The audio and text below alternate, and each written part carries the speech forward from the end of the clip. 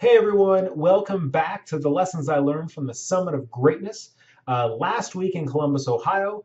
Today I want to talk about some lessons I learned from Chris Lee. His message is really about living an abundant life, living a joyful life, and really living life to its fullest. And I'm going to get right into it because there's a lot of stuff that I learned from Chris and a lot of energy that comes with Chris's talk and kind of the message he's sending. And I got a couple tasks for you to do that he asked us to do as attendees, and they've really at least reminded me that there's a lot of things to be grateful for. And really, I think one of his first um, is one of his main ideas is that we have to live in a world of abundance, right? And when we understand that abundance is all around us and that we're not coming from a place of lack, that the whole world opens up. And even if you have nothing, if you have no money, if you have no house, if you have no clothes on your back, you woke up this morning and you are breathing, and there are hundreds of thousands of billions of blessings that are all around us every single day.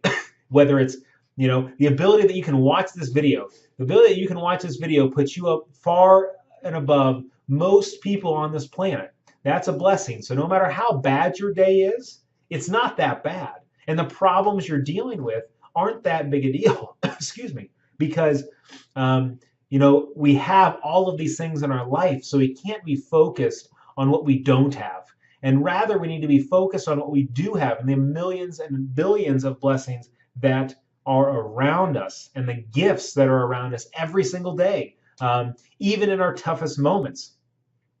And when we have this idea of a source of abundance or a life coming from a place of abundance, right? It makes all of our other things easier to deal with, right? It makes our challenges less challenging, to make our problems less severe, right? Because we are focused on being thankful and having what he calls an attitude of gratitude.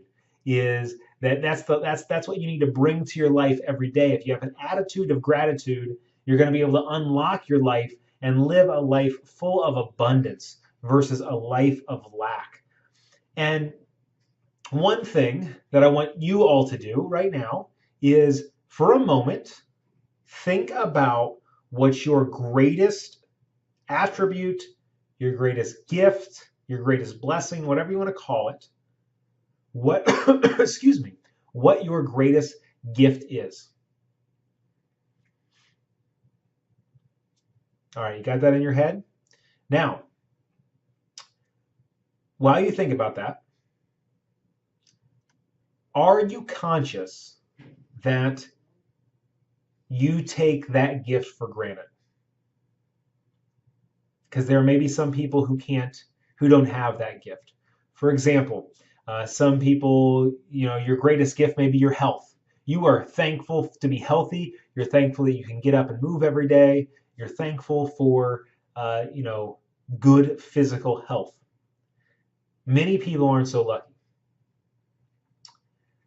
Maybe you're thankful for the ability to love and to be loved. Many people aren't so lucky. Maybe you're really grateful, and your greatest gift, your greatest blessing in life is your family.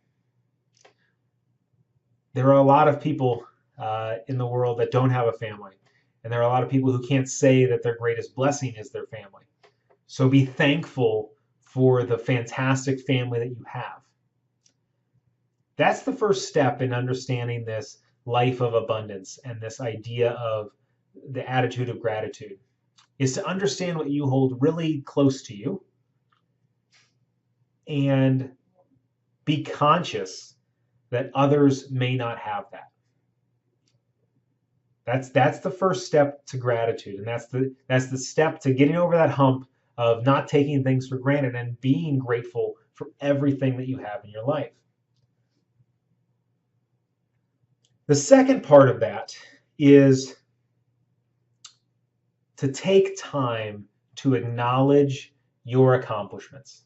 How many times do us as high achievers, people who always seem to win the awards, people who always seem to perform well in school, people who always seem to do well at our job, people who always have patients telling us how fantastic we are, how many times do we let those little accomplishments, a patient you worked with, um, and they got better and they say thank you, you've been the best athletic trainer, the best healthcare provider I've ever worked with, right? How many times do we take that, maybe enjoy it for a second, and then there's a problem that comes up, and now we've become obsessed with the problem because, whatever reason, someone didn't refer someone along the right pathway. Now we're all worked up about that, and we have forgotten about our achievement, the achievement that we earned by providing great patient care, by excuse me, by being a great mentor, by spending quality time with an individual who is grateful for you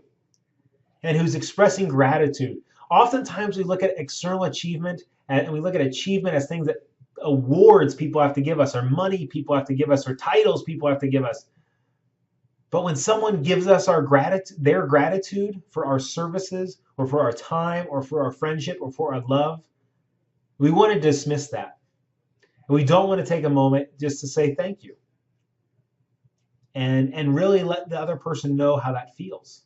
Thank you. And really spend a moment with that individual and soak it in. Soak in that accomplishment. We need to look at our accomplishments and be proud of them. Because that's, when we get into this place in our life where our accomplishments, where we need higher and higher and bigger accomplishments or compliments to feel high or to feel grateful, right? We're not going to live a life that we're happy with. And so look for opportunities where people are recognizing your accomplishments. Again, whether that's being a fantastic colleague, being a fantastic healthcare provider, or that's winning, a Nobel Peace Prize, or that's earning a degree. Be cognizant of that. Be conscious of that. Feel that in your body. Feel that in your soul. And then be grateful that you had the opportunity to spend some time or to have the opportunity to be in a place where you could earn that accomplishment, right? So now you're recognizing your accomplishments, you're grateful for your accomplishments, and you're grateful for everyone who's around you. You're grateful for everything in your life. You're grateful for the fact that you have this horrible haircut, because there are a lot of people who aren't fortunate enough to have hair. And so, it's easy to complain, but when you talk about someone who may have lost their hair not by choice, but because of some sort of chemotherapy treatment or some other sort of chemical treatment to fight cancer, that put things in perspective. I'm sure that individual may want to have the worst hair in the world as long as it's hair, right? Or there's individuals who may be bald, but not by choice. So having a full head of hair, even if it's a horrible haircut, is something to be grateful for.